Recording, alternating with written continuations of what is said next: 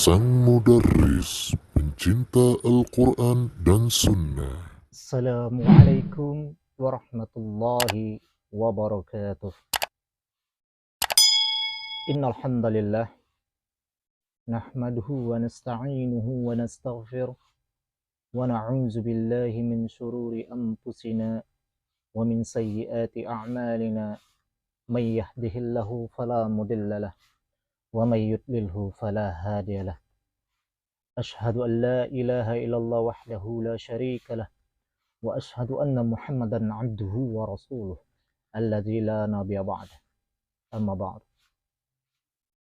Qala Allah Ta'ala fi kitabihil karim, a'udzu billahi minasyaitonir rajim. Ya ayyuhalladzina amanu taqullaha haqqa tuqatih wa la tamutunna illa wa antum muslimun.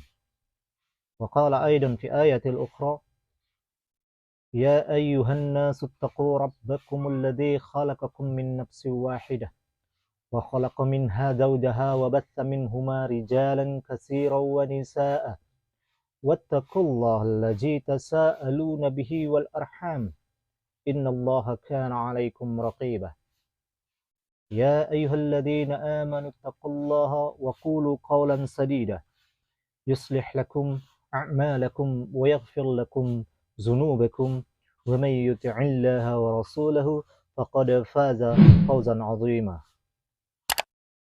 فإن أصدق الحديث كتاب الله وخير الحديث هدي محمد صلى الله عليه وسلم وشر الأمور محدثاتها وكل محدثة بدعة وكل بدعة ضلالة وكل ضلالة في النار.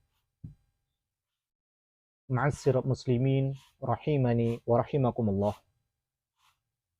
Pertama-tama dan yang paling utama, tidak bosan-bosannya kita mengucapkan rasa syukur kita kepada Allah Tabaraka wa Ta'ala, yang mana ia telah memberikan kita nikmat iman, yang mana ia telah kita memberikan kepada kita nikmat Islam, sehingga kita masih bisa bergerak, sehingga kita masih bisa beraktivitas sampai saat ini. Salawat dan salam kita hadiahkan kepada Nabi besar kita Muhammad sallallahu alaihi wasallam, yang mana ia telah mengorbankan jiwa dan raganya, mengorbankan keluarganya untuk menegakkan agama dinul Islam, dari zaman jahiliyah ke zaman Islamiyah, dari zaman bid'ah ke zaman sunnah. Ahibati fillah, adapun tema pada kesempatan hari ini adalah tahdzir terhadap dari menyimpang. Tahdzir terhadap dai menyimpang bukan berarti merasa suci. Ma'asyiral muslimin rahimani wa rahimakumullah.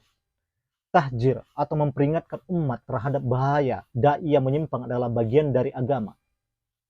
Karena ini bentuk amar ma'ruf nahi mungkar dan upaya untuk menjaga kemurnian agama. Nabi Shallallahu Alaihi Wasallam pun melakukan tahdzir terhadap orang-orang yang menyimpang secara umum maupun secara khusus.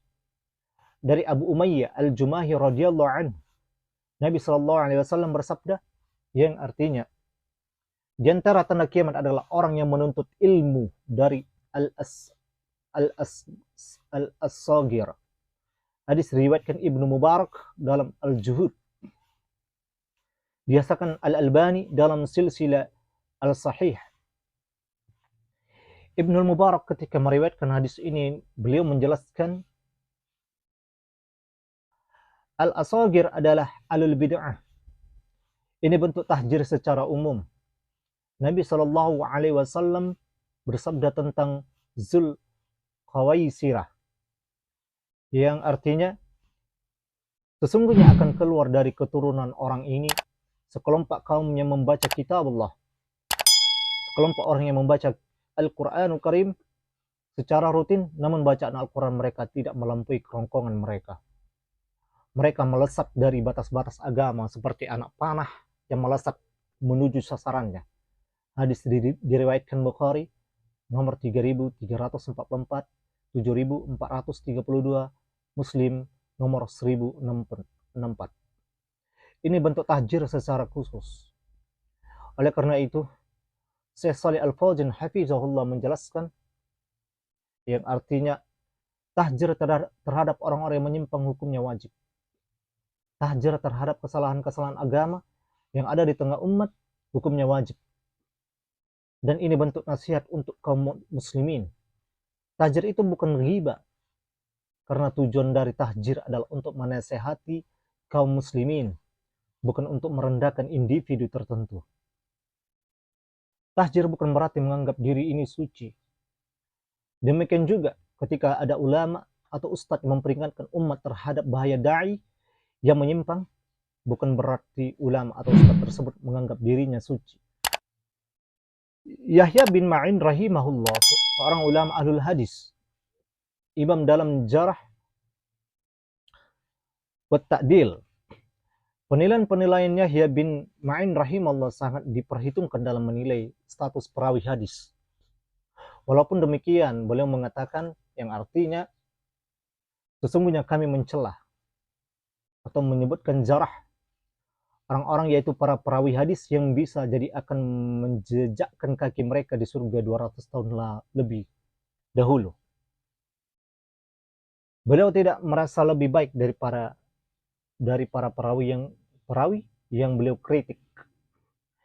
Maka jika ada ulama atau ustadz ahlus sunnah yang memperingatkan umat agar menjauhi seseorang yang menyimpang atau dai yang sesat, bukan berarti ulama atau ustadz ahlus sunnah tersebut menyucikan dirinya, merasa pasti lebih baik, mengafelin surga, merasa lebih soleh atau semisalnya. Tidak sama sekali. Urusan surga bisa jadi yang dikritik atau ditahjir itu lebih dulu masuk surga, lebih mulia derajatnya, lebih soleh, karena tidak ada yang mengetahui perkara surga kecuali Allah tabaraka wa ta'ala, dan tidak ada yang mengetahui bagaimana akhir kehidupan setiap manusia kecuali Allah yang mengetahuinya. Namun tetap saja penyimpangan dan kesesatan perlu diingkari dan diperingatkan oleh kita semua untuk melindungi umat dari penyimpangan-penyimpangan dan untuk menjaga kemurnian agama Islam. Sebagaimana dijelaskan oleh Imam Ahmad bin Hanbal rahimahullah ketika ada yang bertanya kepada beliau, Anda lebih menyukai ketika seseorang yang rajin puasa, rajin salat, dan rajin ikhtilaf, dan rajin iktikaf, ataukah ia berbicara tentang ahlul bid'ah? Imam Ahmad rahimahullah menjawab, yang artinya, jika seseorang beribadah, salat, iktikaf, maka itu semua untuk dirinya sendiri.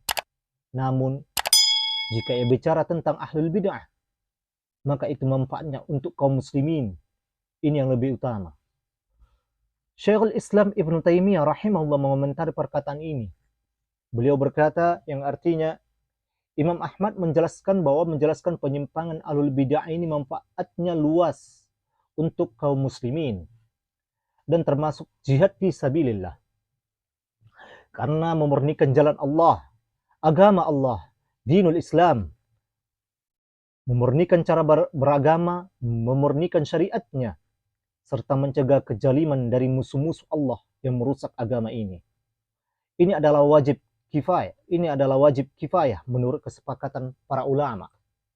Jika tidak ada orang yang Allah jadikan sebagai pembela agamanya untuk mencegah dari bahaya mereka, maka agama akan rusak.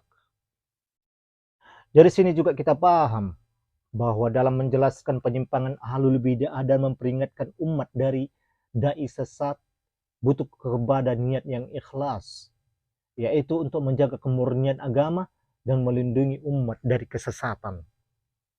Ma'asyiral muslimin rahimani wa rahimakumullah.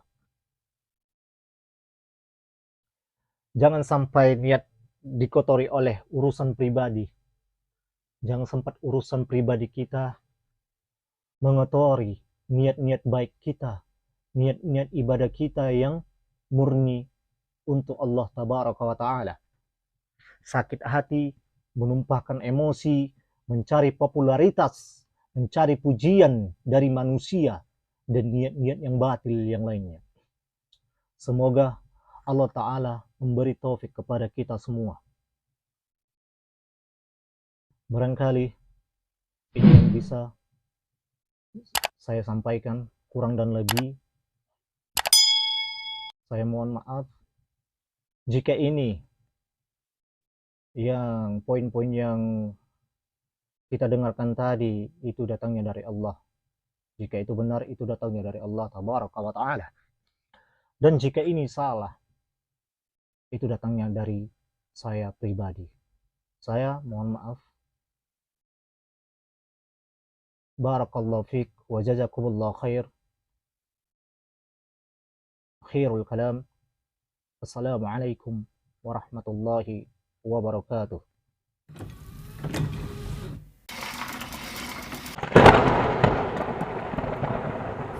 Sang Mudarris, pencinta Al-Quran dan Sunnah.